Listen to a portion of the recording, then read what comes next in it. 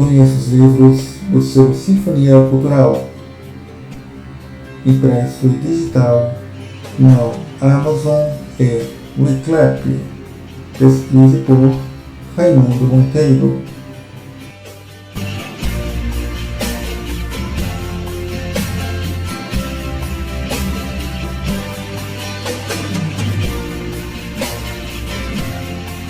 Sinfonia Digital apresenta podcast Ler com Rai.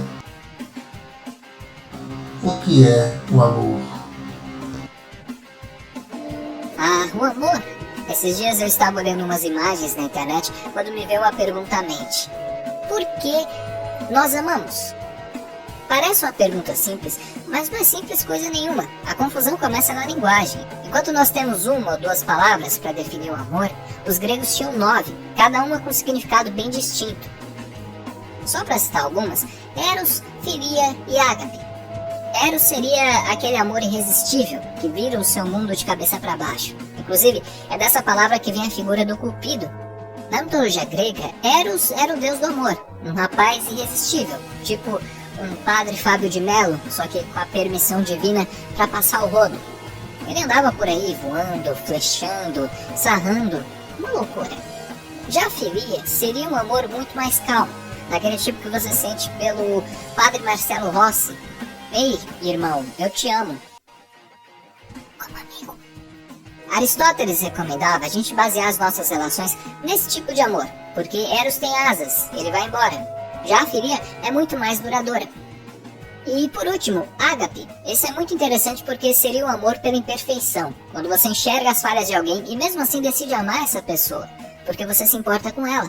O cristianismo usa muito esse termo para se referir ao amor que Jesus sentia pela humanidade. No contexto mais secular, seria aquele sentimento que a gente nutre por personagens quebrados, como por exemplo BoJack Horseman, ou então o Arthur do Red Dead. Enfim, então esses são alguns dos vários tipos de amor que os gregos falavam. 2500 anos depois, e aqui estamos nós, com uma única palavrinha michuruca para definir todo o universo de emoções. Mãe, eu te amo. Luna, eu te amo. Átila, eu te amo também. Ou seja, então existe muito amor para pouca linguagem. Só que não para por aí, essa é só a cereja do bolo. Primeiro, o que exatamente é o amor? Como a gente determina? Alguns vão dizer que é algo construído, alma gêmea, monogamia, casamento. Tudo isso seria uma grande invenção do romantismo, e por isso a gente sofre, porque muita gente não se encaixa nesses padrões, e nisso há uma quebra de expectativa. Outros, porém, vão dizer que a resposta está na biologia. O amor seria nada mais que um mecanismo evolutivo, um truque que a natureza criou para juntar as pessoas e garantir o futuro da espécie. Ao contrário do que muita gente pensa, essa hipótese não implica, de maneira nenhuma, que o amor se resume a um macho e uma fêmea. Muito pelo contrário, o ser humano é um animal social. Nossa espécie evoluiu no contexto das tribos. O amor, como uma expressão variada e coletiva, faz todo sentido biológico. Tanto que isso está presente em várias outras espécies. Enfim, seja uma construção ou algo que está no DNA, uma coisa é certa: o amor começa no cérebro. Assimilar isso é fundamental, porque permite a gente quebrar esse dilema em 3 grandes vertentes: neurociência, yo; evolução, yo; e cultura, yo. A soma desses 3 tópicos responde tudo. Por que a gente sofre, por que o amor acaba, tá tudo aqui.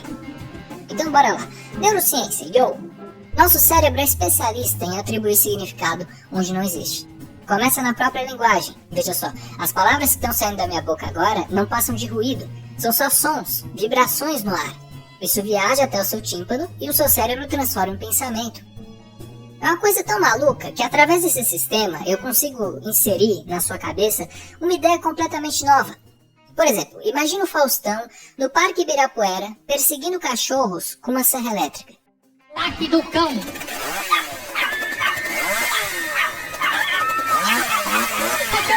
Cachorro doido! Caso você seja uma pessoa normal, é provável que você nunca tenha imaginado isso antes. Mesmo assim, a sua mente consegue visualizar a imagem. Tudo isso através de palavras. Agora, esse sistema não se resume à linguagem, ele vai além. Por exemplo, observe essa imagem.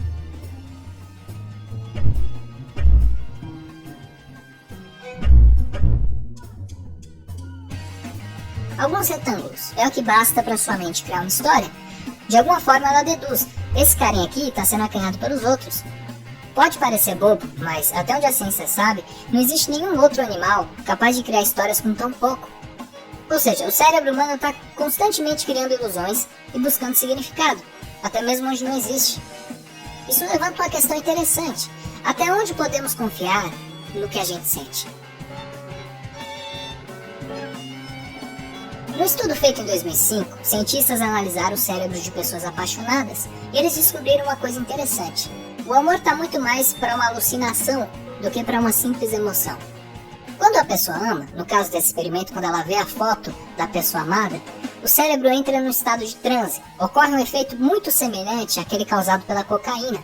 Bem-estar, falta de apetite, euforia. E eu juro que eu não estou exagerando, essa é a conclusão do estudo. Se apaixonar tem o mesmo efeito no cérebro que usar uma droga pesada. Isso explica por que o amor deixa a gente tão bobo. Drogas estimulantes agem nos centros de prazer do cérebro, diminuindo o limite para que eles sejam disparados. Ou seja, você sente prazer muito mais facilmente, não só com a substância, mas com tudo. Por isso, para uma pessoa apaixonada, realmente é como se o mundo ganhasse cores. Isso também explica por que é tão difícil tirar alguém da nossa cabeça. Superar uma pessoa é como superar um vício. Inclusive, os efeitos são os mesmos. Melancolia, abstinência, vontadinha de ter uma recaída. Então perceba que aqui, nesse campo da neurociência, já dá pra gente concluir algumas coisas. O amor, no seu estado inicial, é um estímulo que distorce a realidade. Como todo estímulo desse tipo, ele perde a força conforme o tempo passa. A razão vai voltando e a gente começa a enxergar a coisa de um jeito menos colorido. O que determina essa relação? De um ponto de vista científico, por que o encanto do amor não dura para sempre? Para responder isso, a gente precisa ir para o próximo nível dessa discussão. Evolução.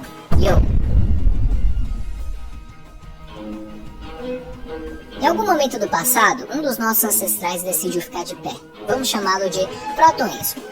Essa adaptação trouxe uma série de mudanças positivas. Por exemplo, as mãos de Proto-Enzo ficaram livres para ele lascar pedras, criar ferramentas, massagear os mamilos do Proto-Miguel.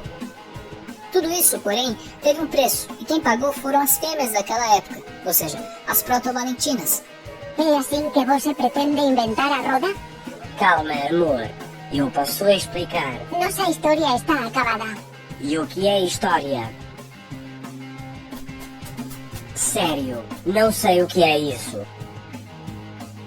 Para sustentar o peso da coluna, a pelvis precisou ficar mais estreita, e nisso o parto humano se tornou muito mais difícil. Por exemplo, uma nenhuma dá à luz em 2 horas, no meio do mato, sem anestesia. Já o parto humano pode levar até 24 horas, e mesmo com a medicina moderna, ainda existe o risco de vida. Para contornar esse obstáculo, a seleção natural passou a favorecer o nascimento prematuro. Porque veja só, o problema do parto humano é a cabeça do bebê. Ela é enorme, parece um mini crack.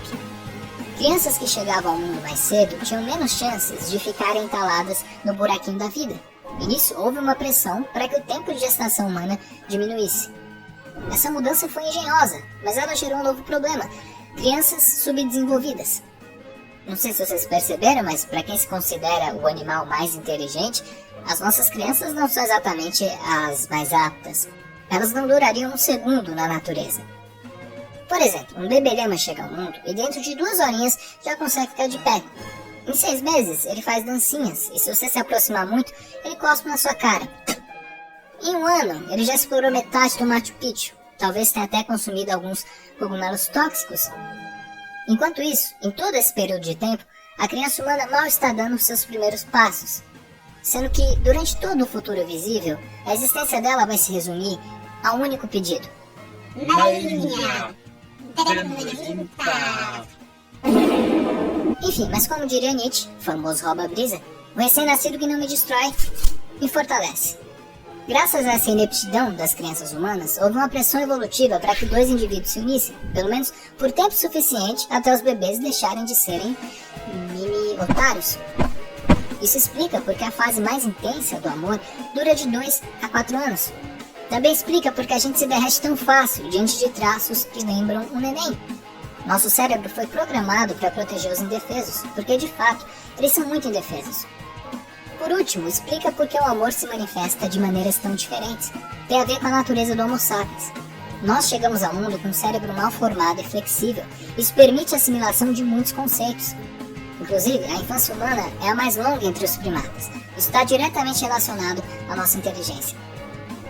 Por isso, você pode ter dois indivíduos humanos que no nível biológico são muito semelhantes, mas que acreditam em coisas completamente diferentes. Isso nos leva ao nosso terceiro ponto. Cultura. Yo. Até onde você acha que a cultura influencia as suas opiniões? É interessante porque a gente costuma subestimar essa relação. Por exemplo, digamos que o Faustão se divorcie e te convide para um jantar romântico. Conversa vai, conversa vem. Você percebe que há muito mais por trás desse homem do que ele revela na televisão. Uma pessoa articulada, sensível, exótica. Parece uma noite mágica, até que ele faz uma revelação. Ô louco meu, brincadeira bicho. Esqueci de dizer uma coisa. Espero que você não se importe. É que eu sou um grande fã da culinária coreana. O que estamos comendo aqui hoje, isso que você acabou de colocar na sua boca, é carne de cachorro. Por um instante você acha que é uma pegadinha, mas aí você se lembra que, de fato, saiu no jornal. Nos últimos meses, o Faustão esteve envolvido com umas coisas muito estranhas. Sem contar que dentro do seu prato tem um pedaço de coleira.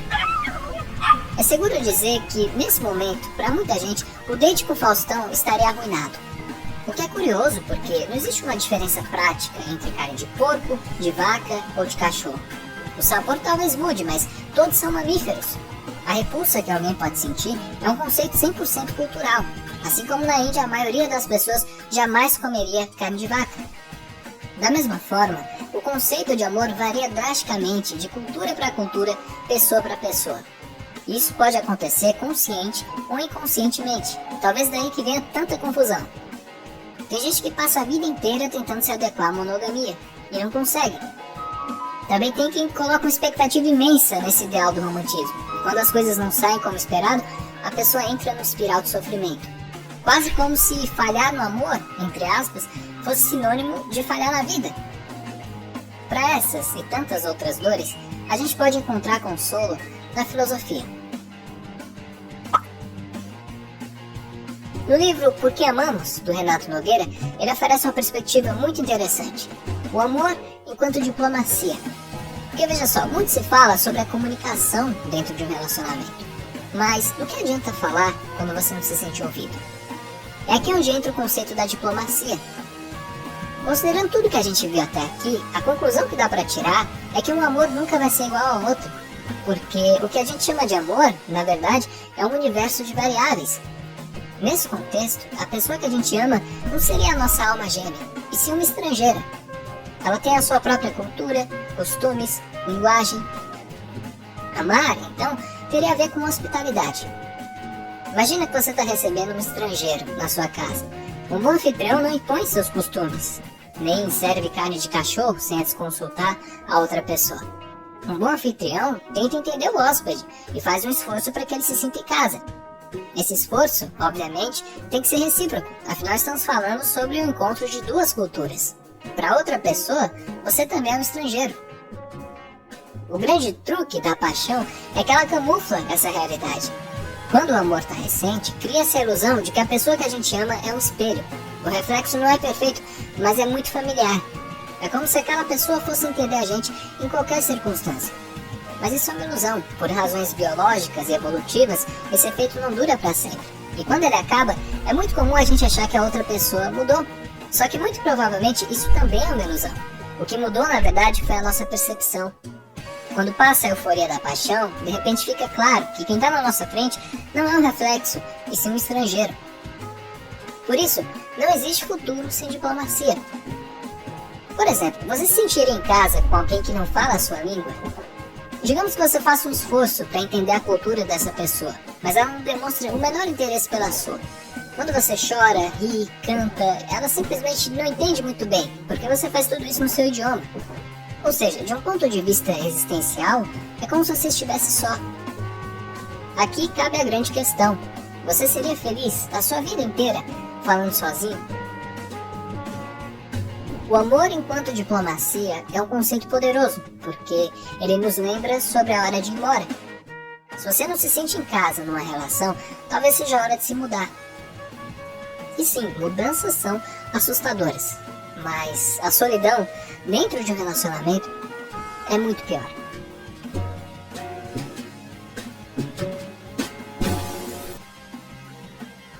Curta, compartilhe, comente. E obrigado a Ludo Viajante pela colaboração. Inscreva-se no podcast. Inscreva-se no canal Ludo Viajante. E inscreva-se neste canal no YouTube, canal Highlander. Muito obrigado. E até a próxima. Links na